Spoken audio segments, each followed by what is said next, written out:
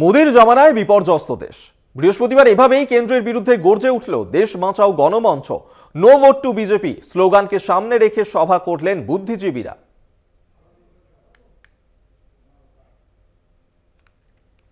বিদ্যাসাগরের রাজ্য, আমাদের রাজ্য হচ্ছে রামমোহনের রাজ্য, রবীন্দ্রনাথের রাজ্য। আমাদের মেয়েরা এগিয়ে যাবে। আমাদের রাজ্যের মুখ্যমন্ত্রী একজন মহিলা।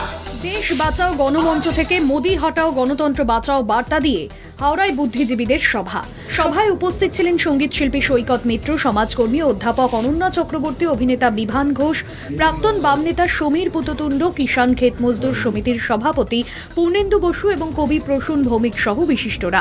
এদিনের অনুষ্ঠানে হাজির ছিলেন সাংসদ ও আইএনটিটিউসির সর্বভারতীয় সভানেত্রী দোলা সেন ও হাওড়া তৃণমূল প্রার্থী প্রসূন বন্দ্যোপাধ্যায়।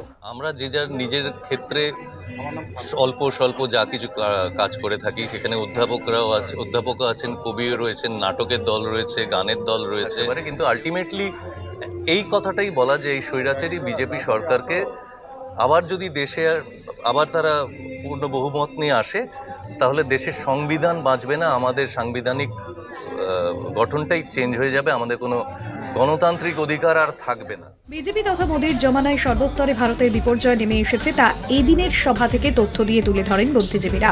পাশাপাশি কেন বিজেপিকে একটি ভোটও নয় তাও সাধারণ মানুষকে বুঝিয়ে বলেন তারা। তাদের বক্তব্যে উঠে আসে কেন্দ্রীয় সরকার তথা নরেন্দ্র মোদির দ্বিচারিতার কথাও। পাশাপাশি কেন এই রাজ্যের 42টি আসনের সবকটি তৃণমূলের জেতা উচিত তাও বুঝিয়ে বলা হয় সভা মঞ্চ থেকে।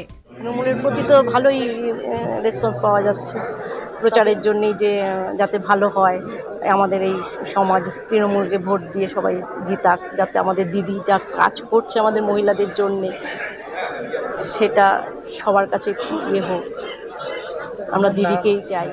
বুদ্ধিজীবীদের এই জমায়েতে মুগ্ধ হাওড়া তৃণমূল প্রার্থী প্রসূন বন্দ্যোপাধ্যায়। এরা সবই বেশিরভাগই মোস্ট প্রবলি বামপন্থী ছিলেন, কিন্তু ওরা বুঝতে পেরেছে যে মমতা ব্যানার্জি কি, এটা ভীষণ ভালো লাগলো। আমি আবার বলছি, বিজেপি কিচ্ছু করতে পারবে না। ভালো জায়গা আসছে ক্রমশ, আমাদের এদের দেখে বোঝা যাচ্ছে যে ভালো জায়গা আসছে, আমাদের তৃণমূলকে কিচ্ছু করতে পারবে না। এদিন সভা মঞ্চ থেকে শুধু রাজ্য থেকে নয়, দেশ থেকে বিজেপি বিতাড়নের ডাক দিয়েছেন উপস্থিত ব্যক্তিত্বরা। কলকাতা টিভি।